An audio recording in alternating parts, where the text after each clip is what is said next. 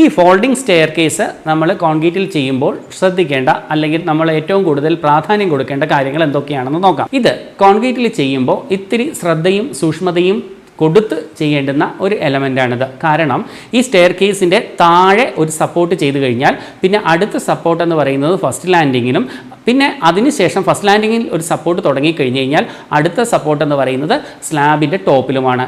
അപ്പോൾ ഈ സ്റ്റെപ്പുകളെല്ലാം തമ്മിൽ ഒന്നിനോടൊന്ന് കൊരുത്ത് നിൽക്കുന്ന രീതിയിലാണ് ഇതിൻ്റെ സ്ട്രക്ചർ ഫോർമാറ്റ് വരുന്നത്.